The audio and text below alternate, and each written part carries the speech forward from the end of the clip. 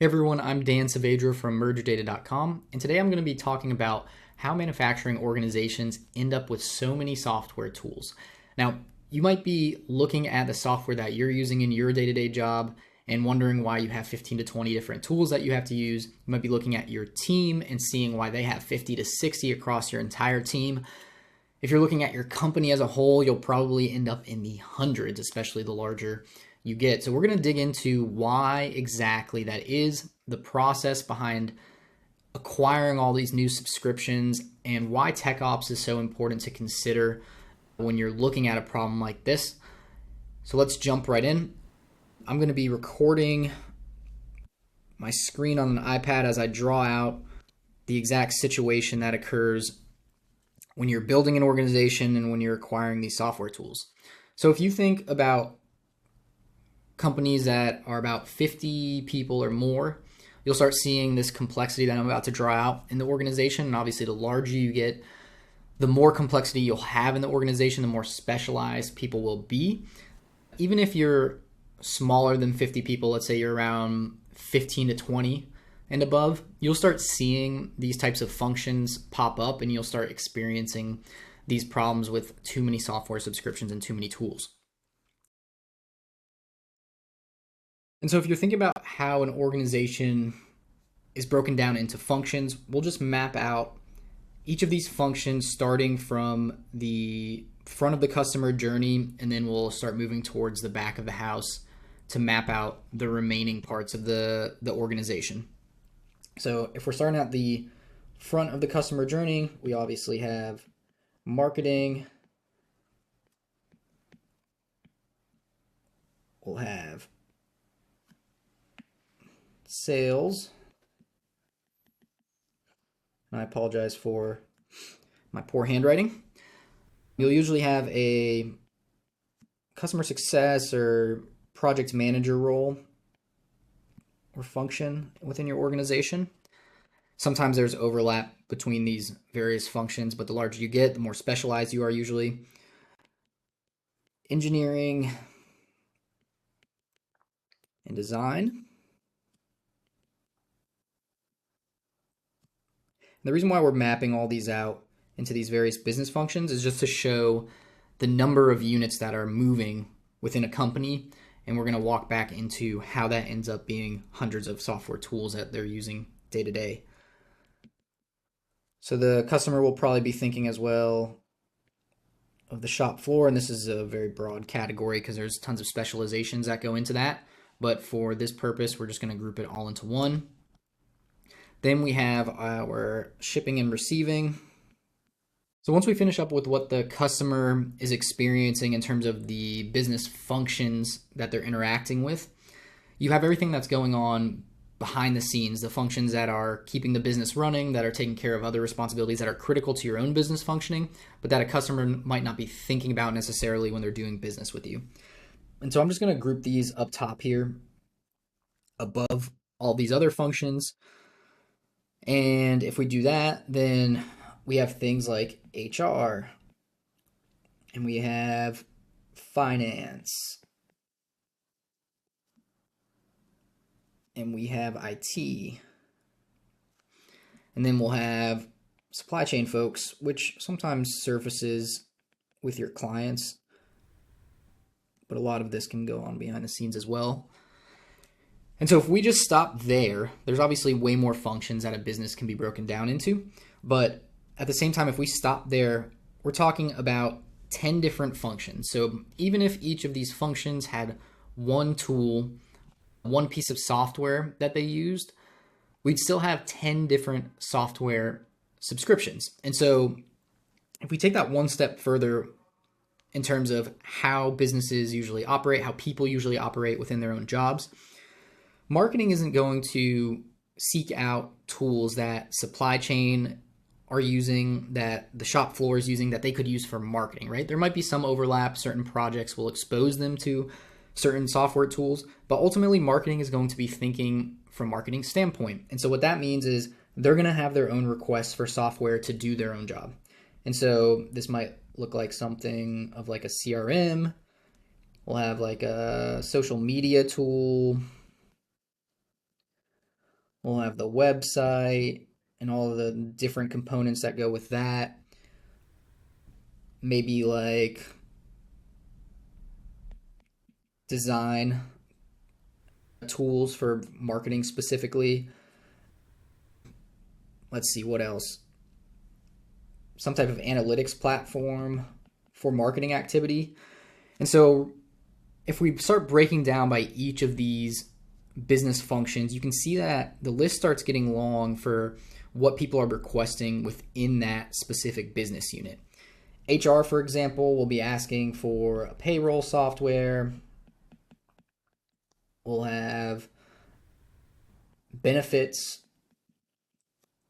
They'll have application tracking. So application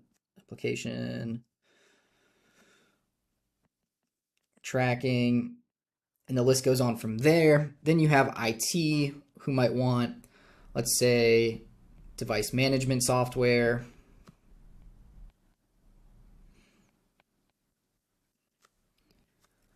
They might have something like some type of platform monitoring. Let's say you have applications running in the cloud. They might have something for security. They might have their own analytics that they're running. So then I'll just keep this really broad. So we put analytics in there. And then we're not even diving into what makes your business unique specifically. So when we're talking about what goes on in your manufacturing process, the types of tools that you use to get that done. But you can see quickly how if you list out each of these tools or categories of tools that each business function is going to be using, you end up having a list of hundreds of different needs that each business function has. And so over the years, you're going to start acquiring all of these subscriptions in order to meet the ask of the person within that specific function. And so this is how we end up with so many tools in a manufacturing organization. And if you really think about how that's happening on an individual basis, when someone is looking to get their job done and they find a tool that works for them, they go and ask if they can purchase it.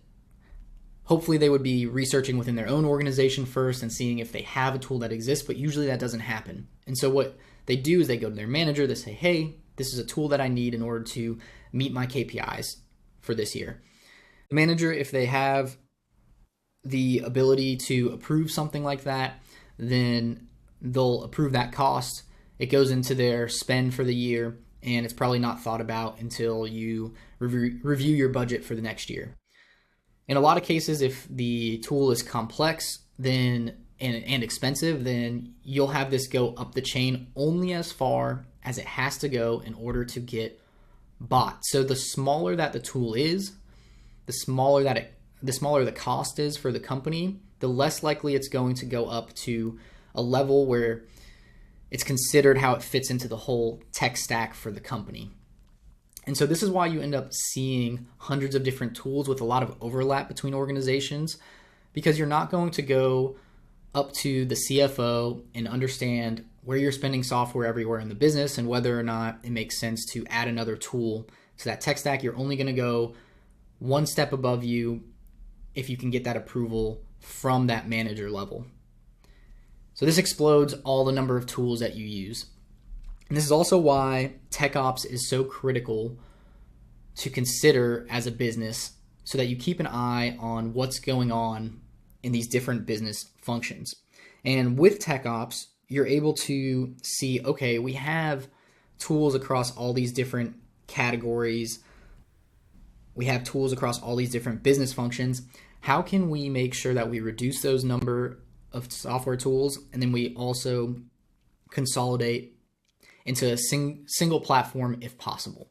And so what that might look like is, with modern platforms, you can get coverage across a bunch of different business functions and provide the functionality that users need in order to get their jobs done.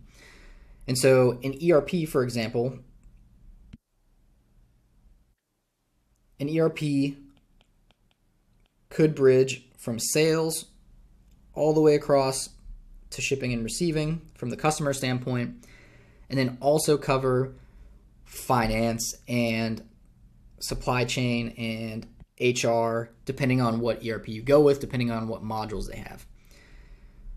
CRMs can also bridge the gap across multiple different business functions. So CRMs usually can go somewhere from marketing to the CSM, PM phase, and then you can use integrations to extend that CRM functionality beyond that into other functions as well. And so by looking at your tech stack as a whole picture, you're able to identify these so-called synergies where a single platform or tool can help out multiple business functions with the jobs that they have to do. So hopefully this video helps you understand why when you break a business down into all the business functions and you look at what individual people are looking for in those business functions in terms of how they do their job and the software tools that they need, you can easily and quickly understand, okay, this is why we have hundreds of tools. This is what we can do to simplify our tech stack and to simplify the number of subscriptions we have. One takeaway from this entire video would be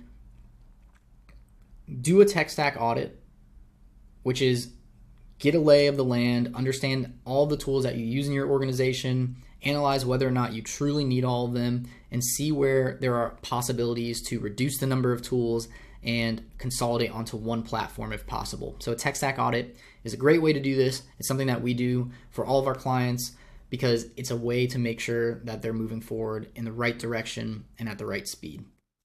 I'm Dan Saavedra, the founder of MergerData.com. Hopefully you found this video useful, and I'll see you on the next one.